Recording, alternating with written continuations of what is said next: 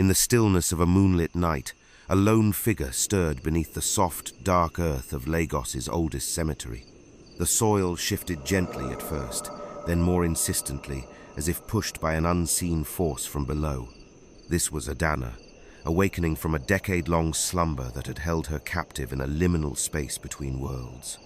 As she pushed through the layers of earth that had blanketed her in darkness, her hands worked instinctively, clearing the dirt from her face and body, her movements both desperate and deliberate. The air was cool and heavy with the scent of frangipani and damp earth, a stark contrast to the warmth she last remembered in the bustling heart of Lagos. As Adana emerged fully from her grave, she stood for a moment, disoriented, her eyes adjusting to the dim light of the new moon. The cemetery around her was silent, save for the occasional rustle of leaves or the distant hoot of an owl. It was a world away from the cacophony of the city that she remembered. As she stood by her grave, trying to make sense of her circumstances, a whisper drifted through the night air. It was not a voice she recognized, nor could she discern its direction, but its message was clear and insistent. It seemed to resonate from the very earth she had just left, a ghostly suggestion that tugged at the edge of her consciousness. Grab the soil on your grave so you can stay in the land of the living without disturbances. The words echoed in her mind, a command that felt both ancient and urgent. Without fully understanding why, Adana knelt beside her grave and scooped up a handful of the dark, rich soil.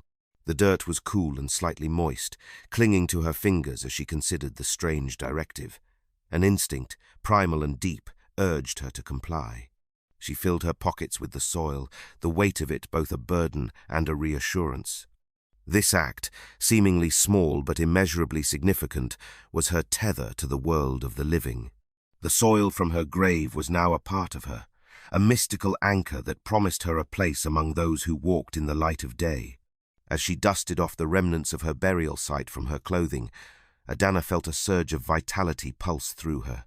The connection to the earth, to her place of rest, seemed to fortify her, breathing life into her once still heart. With her pockets heavy with grave soil, Adana took her first steps away from the cemetery. Each step was tentative but grew more confident as she moved towards the faint lights of the city in the distance. She was alone, without possessions or direction, yet driven by a newfound purpose. The soil in her pockets was not just her anchor. It was her shield against the unknown, a mystical assurance that she could walk among the living without fear of being called back to the darkness of the grave. Adana felt a mix of apprehension and exhilaration. She was back, not just to exist, but to live fully, to reclaim the dreams that had been buried with her. The path ahead was uncertain, and the challenges would be many, but she was ready. With the soil of her grave as her guardian, Adana stepped into the waking world, her heart beating a rhythm of hope and defiance. After 10 long years of silent darkness, Adana was back among the living. Her return to the world of the living was not marked by fanfare or notice. It was quiet, almost as unnoticed as her departure had been. Yet, Adana was no ordinary woman. Born out of wedlock to a single mother and diagnosed with sickle cell anemia, Adana's childhood was marked by hardship and loneliness. By the age of 7, her condition and the burden it placed on her financially strained mother led to her abandonment. Growing up alone in the city of Owerri, Adana learned to navigate the world with a resilience that belied her years. Despite her health challenges, she discovered a passion and talent for hairstyling. Her flair for creating beautiful, intricate hairstyles soon earned her local fame and a small but loyal clientele. As her reputation grew, so did her aspirations. Dreaming of greater success, Adana decided to take a bold step towards realizing her dreams. She would move to Lagos, the bustling metropolis known for turning aspirations into realities. With the modest savings accumulated from her work, Adana arrived in Lagos, her heart full of hopes and plans. She envisioned opening her own hair salon, a place that would become a haven of beauty and creativity in the heart of the city. On her very first day, eager to establish herself, she ventured into one of Lagos's sprawling markets to secure a store. However, fate had other plans. As she navigated through the crowded market, the stress of the move and the sweltering heat of Lagos proved too much for her frail health. Adana suffered a severe sickle cell crisis right in the middle of the bustling market. Collapsing without warning, she lay unnoticed for crucial minutes in the chaos of commerce. By the time help arrived, it was too late. Adana was rushed to a nearby clinic, but without any form of identification or known next of kin, her identity remained a mystery to those who tried to help her. Her body was eventually buried in an unmarked grave, an unknown woman in a city of millions, her dreams of hairstyling fame seemingly buried with her. Yet, death was not the end for Adana. 10 years after her untimely demise, under the mystical and inexplicable machinations of the universe, she found herself rising from her grave. The moon cast a soft glow over the cemetery as she stepped out, the soil of her grave clinging to her worn-out shoes. Adana was back, but the world she returned to was not the one she had left. Lagos had changed, and so had she. With nowhere to go and no one to turn to, Adana used her innate resourcefulness to navigate her new reality. She found clothes and took care of her immediate needs by revisiting the very market where her previous life had ended.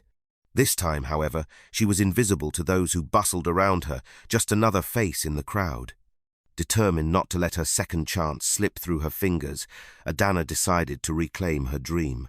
She began to explore ways to reintegrate into the society that had once failed to save her, to build the life she had always envisioned, a life where her talents as a hairstylist could shine, unfettered by the constraints of her past and the fragility of her health. Stepping out of the cemetery's iron gates, Adana felt the weight of her new existence settle upon her. The world has changed since she last walked its streets. The advancements of a decade had transformed the familiar into the nearly unrecognizable, and she knew that her reappearance would stir emotions beyond comprehension in those who had known her. But for now, she was alone, a ghost in the shell of her former self, navigating a world that had moved on without her. The moon above, a silent witness to her second coming, cast a silver path before her, leading her towards the city's heart. With each step, Adana felt the pull of her unfinished desires guiding her, the need for closure and the yearning for the life that was abruptly stolen from her, driving her forward. As she merged with the shadows of the night, moving towards the lights and noise of urban life, Adana contemplated the enormity of her return. She was back, not just to exist, but to live fully, to experience every moment she had been denied. The journey ahead would be fraught with challenges, both human and supernatural, but Adana was determined to reclaim the life that was once hers, whatever the cost. As dawn broke over Lagos, its first light filtered through the bustling activity of the early market. Adana walked through the crowded lanes, her senses overwhelmed by the cacophony of sounds and vibrant colors. Each stall she passed offered a feast for the senses. Spicy peppers, sweet fruits, freshly caught fish, all displayed with pride by loud, gesticulating vendors. Navigating this new world filled Adana with a sense of wonder and trepidation. She marveled at how much Lagos had transformed since her time as a city pulsating with life, far removed from the quiet existence she remembered. Each step through the market was a step further into her new life, a life where she was no longer just a memory, but a living, breathing entity. It was here, amidst the chaos of commerce and community, that Adana's path crossed with Chinedu Okoye. Chinedu, with a personality as vibrant as the market itself, was haggling over the price of fabric when he noticed Adana. Her appearance, so out of sync with her surroundings and her tentative movements, the slight hesitation before interacting with the vendors, caught his attention. Their eyes met, and in that brief moment, a connection sparked. Chinedu, ever the gentleman, approached her with a warm, engaging smile. Chinedu, lost or just overwhelmed? The market can be a lot to take in on your first visit. Adana, with a nervous laugh. A bit of both, I suppose. It's my first time here after a long time. Intrigued by her manner, Chinedu offered to be her guide. As they walked through the stalls, he introduced her to his favorite vendors, shared tips on the best deals, and told stories about the market's history and its eccentric characters. Adana listened, enchanted by his knowledge and the ease with which he navigated this world. Chinedu. You see, Lagos is like a big family. Noisy, a little nosy, but always vibrant and full of life.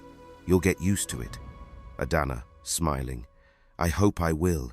It feels like being born into a new world. As the morning wore on, what started as a chance encounter evolved into a tentative friendship. Chinedu's kindness and humor slowly drew Adana out of her shell, her initial wariness giving way to curiosity about her new life and the possibilities it held. Lunchtime found them at a small local eatery just outside the market. Over bowls of spicy jollof rice and fried plantains, they delved deeper into conversation. Adana was cautious, revealing little about her past, focusing instead on her observations of the city and its vibrant culture. Chinedu, you have a unique way of seeing the world, Adana. It's refreshing, like you're seeing everything for the first time. Adana, thoughtfully. Maybe I am. Maybe this is what it feels like to start over. Chinedu nodded, sensing the depth of her words but not pressing further. He respected her privacy, sensing her need to keep parts of her story hidden. As the afternoon sun began to dip, they parted ways at the edge of the market, Chinedu with a promise to meet again, Adana with a newfound sense of belonging. As Adana walked away, the weight of her shoes filled with the soil of her grave reminded her of her reality. She was part of this world, yet apart from it, tied to an existence that was both a gift and a curse. But for the first time since her resurrection, she felt a spark of hope, kindled by the kindness of a stranger who might just become a friend. Weeks had passed with her integration into the bustling life of Lagos.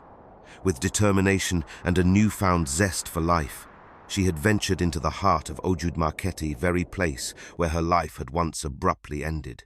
Here, amidst the cacophony of vendors, the scent of fresh produce and spices, and the vibrant tapestry of colors, Adana reclaimed her space in the world. She had rented a small shop on the edge of the market, a modest space that she transformed into a haven of beauty. Adana's hair palace, as she fondly named it, quickly began to draw attention. The shop, adorned with bright, welcoming colors and mirrors that reflected the lively market scenes, became more than just a place for hairstyling. It was a symbol of Adana's resilience and her passion for her craft. From the moment the shop opened each morning, customers began to pour in. Adana's reputation as an exceptional hairstylist had been rekindled by her incredible skill and the unique flair she brought to each style she created. Her hands moved with a speed and precision that mesmerized her customers, weaving braids and creating updos that were not just hairstyles but works of art. The atmosphere in Adana's hair palace was always electric, with the buzz of conversation blending with the sounds of the market outside. Laughter and chatter filled the air as Adana and her team worked their magic. Every customer who walked in came with the hope of transformation, and they left not just satisfied but radiant, their new hairstyles enhancing their beauty and confidence. Word of mouth spread like wildfire through the market and beyond. Stories of Adana's talents and the miraculous transformations she performed made her shop a must-visit destination in Lagos. People flocked from all parts of the city, drawn by the tales of her skills and the allure of experiencing her touch. Customer, smiling in the mirror. Adana, you're not just a stylist, you're a miracle worker. I've never felt more beautiful. Adana, with a humble smile. Thank you. It's not just me, though. It's about bringing out the beauty that's already there. Despite the hustle and success, Adana never let fame change the core of who she was. The humility and warmth she offered to each person who sat in her chair made her clients feel valued and seen, not just as customers but as individuals with their own stories. However, beneath the surface of this bustling enterprise, Adana harbored her secret about her identity and her return from the grave that she kept closely guarded. Her connection to the world of the living, maintained by the mystical soil from her grave, was her shield and her anchor. She knew that while her professional life flourished, she must manage the delicate balance between her past secrets and her present reality. Over the weeks that followed their initial encounter, Chinedu and Adana's friendship blossomed into a close companionship. Chinedu, ever the extrovert, introduced Adana to various aspects of Lagos life, from its bustling beaches to quiet, hidden cafes where intellectuals and dreamers alike gathered to exchange ideas over steaming cups of Nigerian coffee. With each outing, Adana grew more comfortable in her new skin, her laughter more frequent and her eyes brighter with curiosity. Chinedu, drawn to her unique perspective and the subtle sadness that sometimes clouded her eyes, found himself eagerly anticipating each meeting. He began planning their outings with care, choosing places that blended the right amount of excitement with quiet moments, allowing them to share stories and dreams. One evening, as they walked along the Lekki beach coastline, the setting sun casting a golden glow over the Atlantic, Adana felt a sense of peace she hadn't known in a long time. The rhythmic sound of the waves, the children playing in the distance, and the warmth of Chinedu's presence beside her filled her with a contentment that was both new and deeply nostalgic. Chinedu, pointing to a distant boat. "Have you ever been on a boat? We should go sometime, see the city from a different perspective." Adana, smiling. "I'd like that. I think I'd like to see the world from every perspective possible." As the days turned into weeks, their bond deepened, grounded in shared experiences and the unspoken understanding that both carried hidden sorrows. For Chinedu, Adana was a mystery he no longer felt compelled to solve. Her presence, a gentle balm to the loneliness he had quietly nursed since his parents' passing years ago. For Adana, Chinedu represented a bridge between her past and her present, a beacon of normalcy and warmth in a world she was still learning to navigate. His easy laughter and genuine kindness anchored her, giving her the strength to embrace her second chance at life. It was during one of their quiet dinners at a small Nigerian restaurant, known for its spicy egusi soup and pounded yam, that Adana realized how much Chinedu had come to mean to her. As they talked about everything from politics to childhood memories, she found herself sharing more about her feelings than her actual past, a past she still couldn't bring herself to reveal. "Adana, you make it easier, you know, to feel normal. I didn't think that would be possible again." Chinedu, taking her hand gently. "I'm glad. You've brought a lot of joy into my life too, Adana. I look forward to our time together." Moved by his words, Adana squeezed his hand, her heart full of mixed emotions, gratitude, affection, and a lingering fear of the future. As they left the restaurant, Chinedu stopped her just outside, under the soft glow of the streetlight. Chinedu, heartfelt. "Adana, I don't know what your past holds, or why you hide it, but I want you to know that you don't have to go through anything alone. Whatever comes, I'm here." Tears welled up in Adana's eyes as she looked up at him. Here was a man offering her his support, asking nothing in return, not even the secrets she guarded so fiercely. Adana, emotionally. "Thank you, Chinedu. That means more to me than you can know." That night, as Adana lay awake, the weight of her grave soil heavy in her shoes, she contemplated telling Chinedu everything. Yet fear held her back, fear of rejection, fear of losing this precious semblance of normalcy. She decided to wait a little longer, to hold on to this peace as long as she could. Their relationship, marked by this new depth of understanding, continued to grow, setting the stage for deeper commitments, all under the shadow of Adana's hidden truth. As Adana's reputation continued to grow, so did the envy and curiosity of her competitors. Among them was Bisi, the owner of a rival salon across the market. Bisi had observed the miraculous transformations of Adana's clients and their unwavering loyalty to her salon. Her own business, once the most popular spot before Adana's arrival, was now suffering, and her resentment grew daily. Bisi was sharp-witted and had a knack for understanding the undercurrents of the market. She began to closely monitor Adana, noticing peculiarities that went beyond mere talent. She observed Adana's ritualistic behaviors, her secretive midday disappearances presumably to the cemetery, and how she never seemed to age. Piecing these observations together, Bisi grew suspicious of Adana's true nature. Fueled by jealousy and the threat to her livelihood, Bisi decided to uncover the secrets behind Adana's success. She believed that exposing Adana could not only restore her own salon's former glory, but perhaps give her an edge she had never possessed. Bisi began her campaign by befriending one of Adana's employees, Tola, who was naive and impressionable. Bisi offered Tola gifts and money to reveal Adana's secrets to her. In return, She asked seemingly innocent questions about Adana's habits and the peculiar customers who frequented her shop. Tola, unaware of Bisi's intentions, mentioned the small pouches of soil Adana kept at her station and how she would sometimes sprinkle them discreetly while working. Intrigued and alarmed, Bisi decided she needed more concrete evidence. The rise of social media and digital marketing posed a new challenge for Adana. As her business grew, so did the pressure to engage more actively online.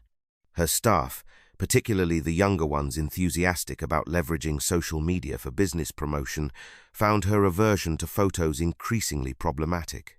They argued that featuring Adana's work, especially her transformational before and after photos, could significantly boost the salon's profile. Tola: Adana, we could reach so many more people if we showed them what you can do. Everyone's online these days. Maybe just some photos of your work, if not you. Adana, understanding the importance but wary of the risks, agreed to allow photos of her hairstyles, provided her face or any identifying features were carefully excluded. This compromise worked temporarily, but the intrigue about the face behind the miraculous transformations only grew stronger among her online followers. One day, during a particularly busy afternoon at the salon, a local blogger known for her community stories on lifestyle and success came in for a routine appointment. She was fascinated by Adana's work and, unaware of her policy, secretly snapped a photo of Adana working her magic and posted it online, praising her skills. The post quickly gained traction, with people marveling not only at the hairstyle but also at catching a glimpse of the elusive Adana. Panic set in once Adana learned of the photo. Fearful that her true identity could be unraveled by those who knew her before her death, she had to act quickly. Adana, to the blogger, calmly but firmly: I appreciate your kind words, but I must ask you to take down that photo. I have personal reasons for staying out of the public eye. Please respect my privacy. The blogger, realizing her mistake and respecting Adana's wishes, promptly removed the post. Adana's swift handling of the situation avoided immediate danger, but it was a stark reminder of how fragile her secrecy was in the digital age. To prevent future breaches, Adana implemented stricter policies at the salon regarding photography. She also held a meeting with her staff, explaining the importance of respecting client and personal privacy, reinforcing the rules without diving into the specifics of her fears. Adana: privacy is a luxury many can't afford in our connected world. Here, we respect it not just for me, but for all our clients. This episode brought Adana and her team closer as they rallied around the concept of privacy and discretion, setting the salon apart in an age where oversharing had become the norm. Meanwhile, Adana continued to navigate the complexities of her dual existence, her resolve hardened by the close calls and the ever-present need to protect the life she had so painstakingly rebuilt. As the weeks turned into months, the connection between Chinedu and Adana deepened into something far more profound than either had anticipated. What started as companionship blossomed into a vibrant love that filled their days with laughter and their nights with dreams of a future together.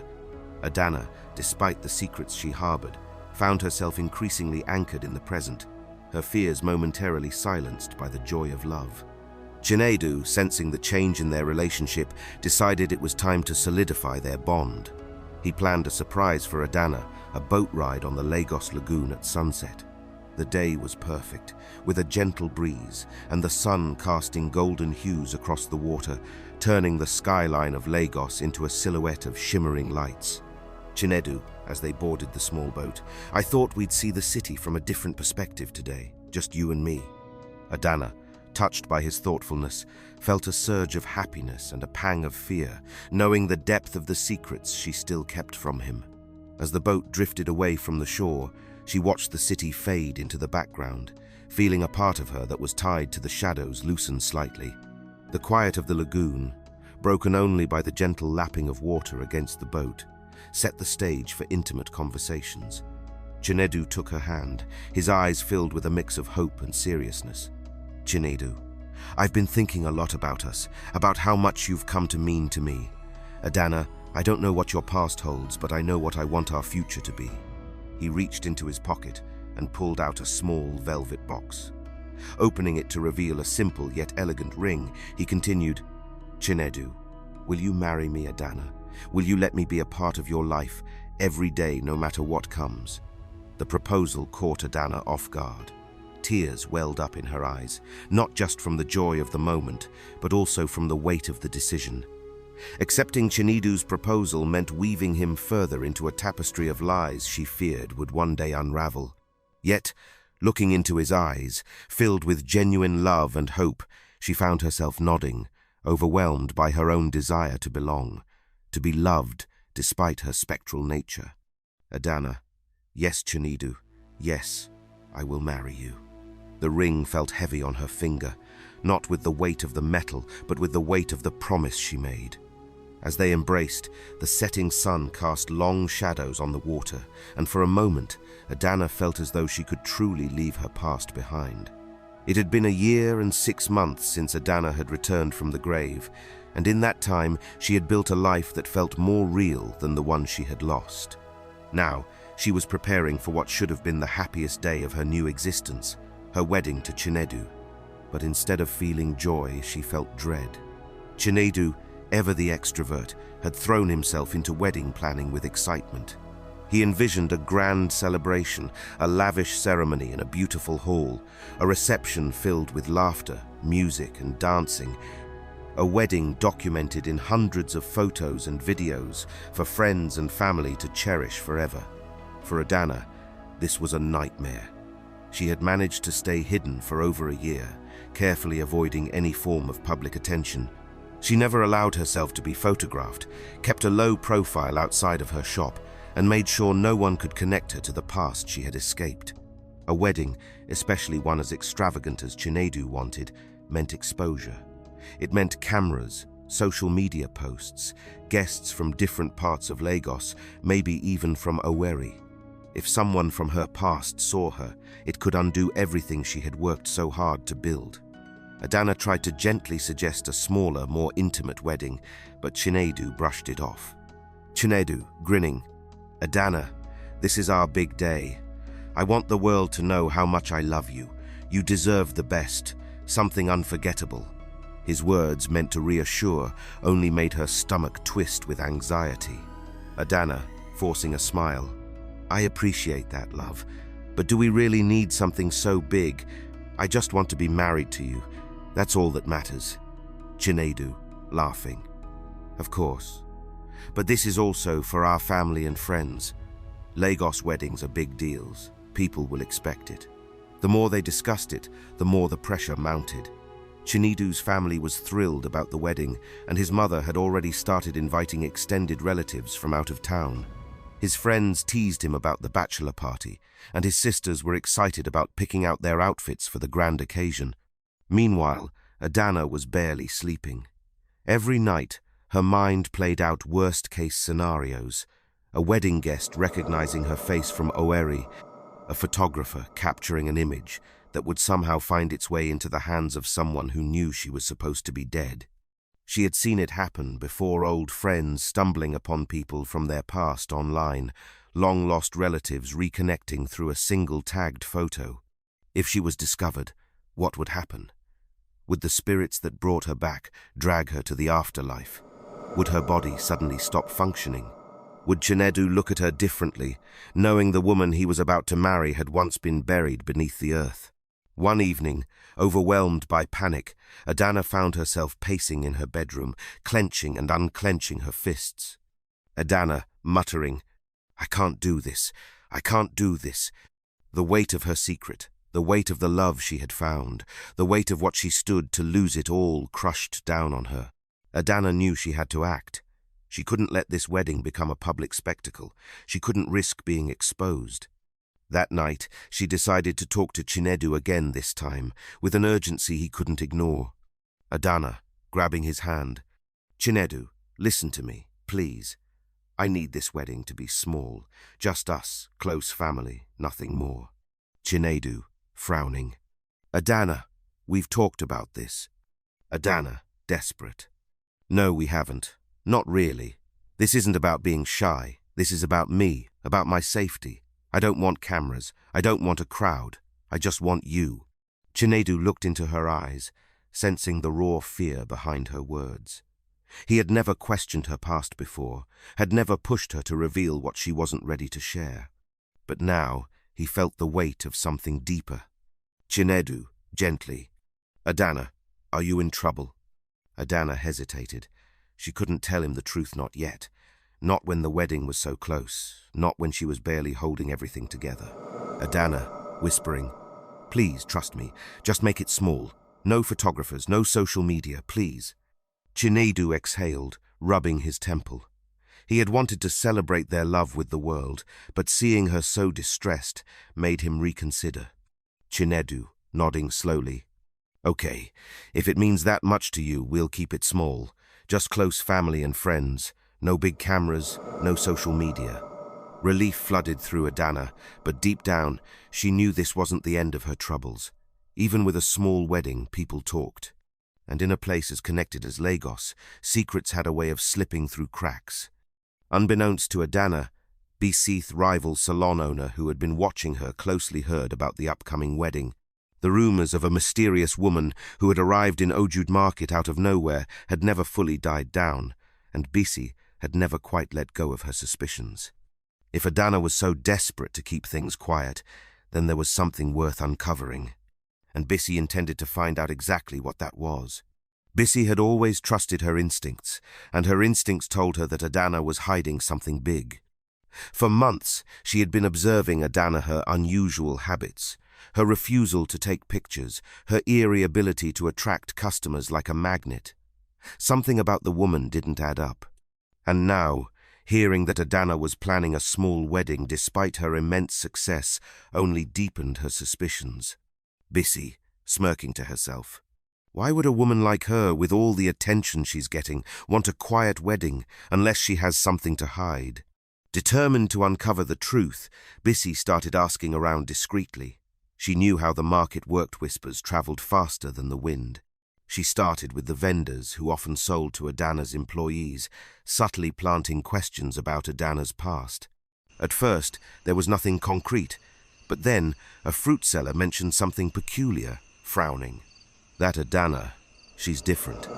I once saw her walk barefoot outside the shop, and when she put her shoes back on, she scooped sand into them. Who does that? Bisi's heart raced. This was it. This was the strange piece of evidence she had been waiting for. She needed to get closer.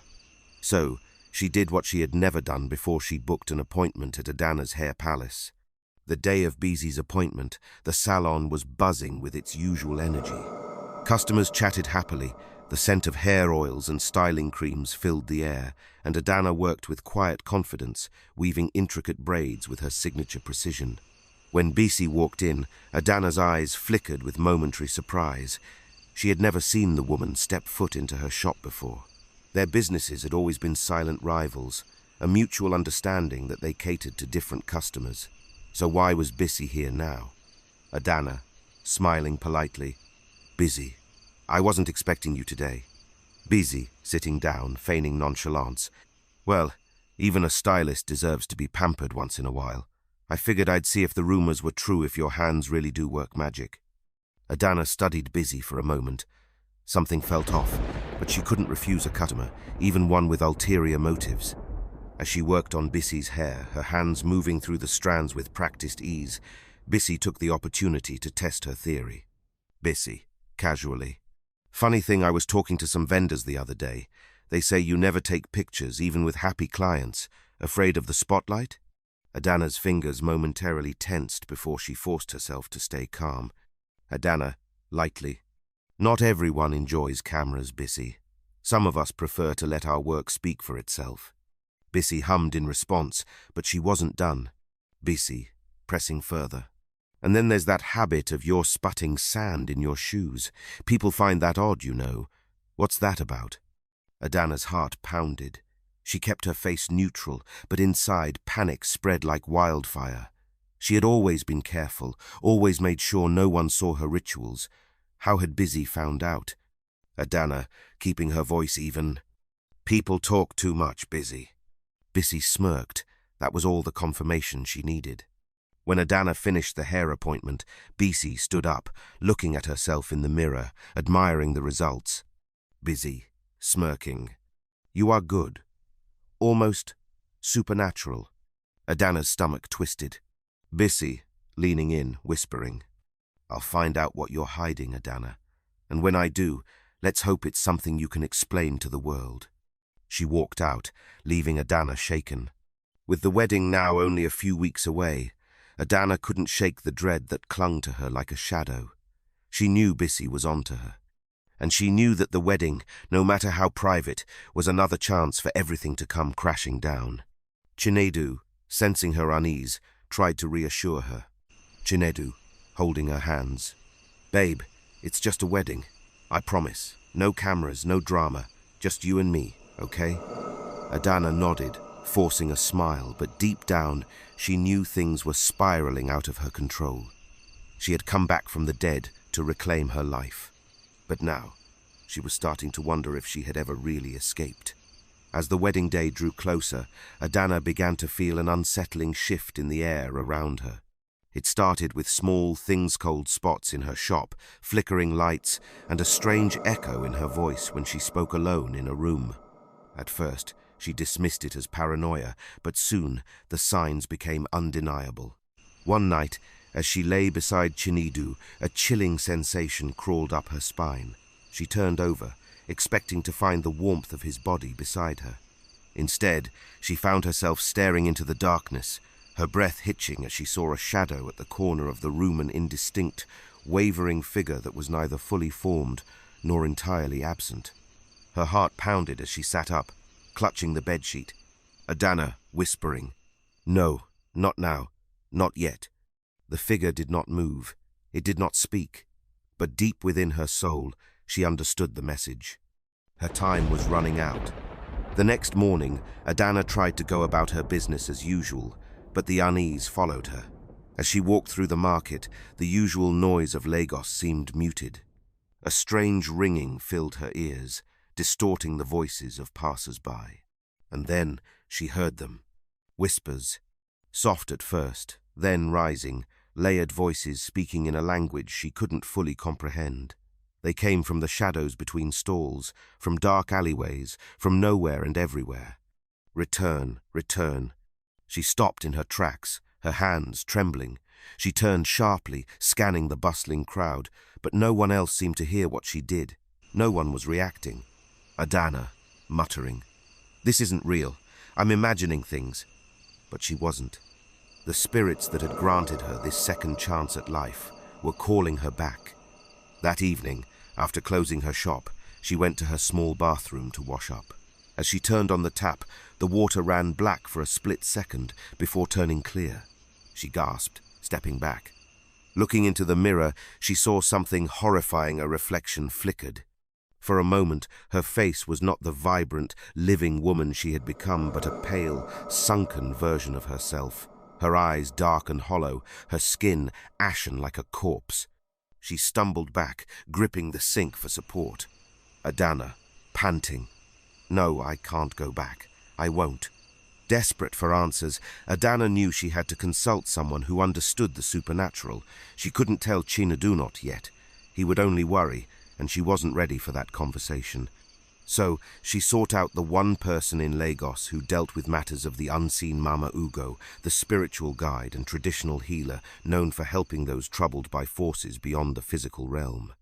Mama Ugo's shop was tucked deep within the city, in a quiet neighborhood where the scent of burning incense clung to the air. When Adana entered, the old woman looked up from where she sat behind a wooden counter, her sharp eyes scanning Adana as if reading her soul. Mama Ugo, nodding knowingly. "The spirits are restless, child. They are calling for you, aren't they?" Adana's breath caught in her throat. Adana, whispering, "How do I stop them?" Mama Ugo shook her head. "Mama Ugo, you cannot stop what has already begun. The dead are not meant to live among the living forever. You were given a gift, Adana, but all gifts come with a price. Have you felt it?" Adana's mind flashed to the flickering reflection, the black water, the whispers. She nodded slowly. "Mama Ugo," sighing, "you are unraveling. The balance is shifting, and soon they will take you back. Adana clenched her fists, her body shaking with fear and frustration. Adana, firmly, "Number, I won't go back. I have a life now. I have a business. I have Chinedu."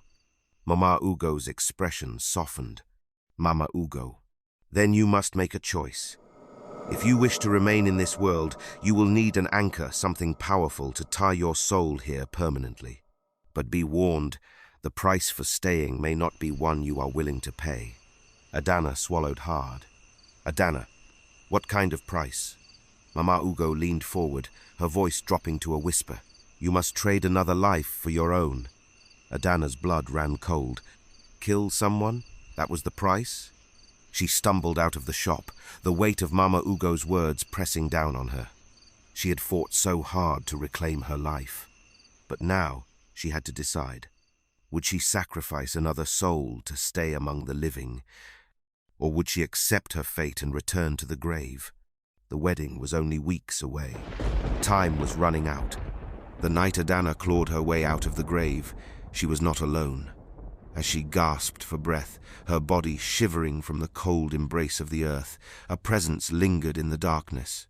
She could not see it, but she could feel it watching, waiting. Then, in the dead silence of the cemetery, a voice slithered into her ear, hollow and ancient. Spirit, whispering, "You do not belong here." Adana froze, the hairs on her skin standing on end. "You have been given another chance, but it is not without rules." Her lips trembled. She could not speak, could not ask why or how she had returned. The voice came again, softer this time, yet more menacing. "No one from your past must see you. If they do, you will vanish that instant and never walk the land of the living again." Adana's heart pounded. The words lodged themselves into her soul like a curse. The spirit did not explain why, nor did it offer mercy. It only left her with that single dreadful truth before fading into the wind. That night, as she gathered soil from her grave and walked towards Lagos, she clung to that warning like a lifeline. She could never return to Owerri. She could never look for her mother, childhood friends, or the people who once knew her. To live, she had to become someone else. Now, standing outside Mama Ugo's spiritual shop after being told she had to trade a life for her own, the past warning rang louder than ever in Adana's mind. Not only was time running out, their existence itself was more fragile than she had let herself believe. She couldn't let anyone from her past see her. But what if someone already had? The whispers in the market had grown louder. Bisi was investigating her.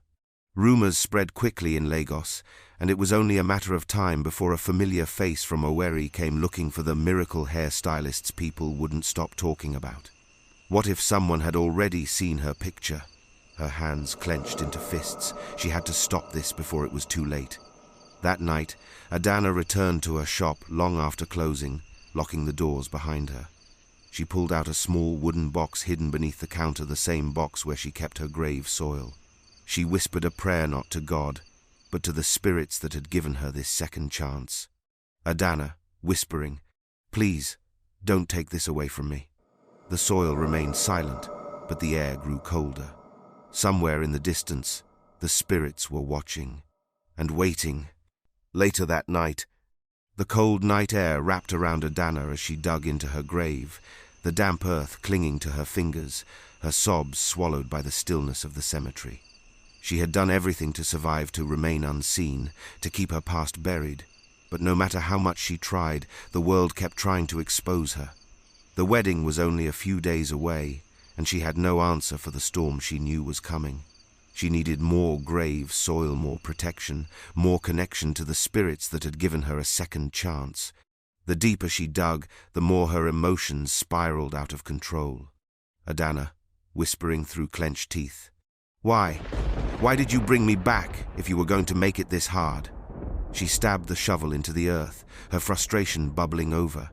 She was no longer crying just because of the wedding. It was everything: the burden of living, the weight of deception, the fear of being taken back. Then she heard it. A footstep. Adana froze.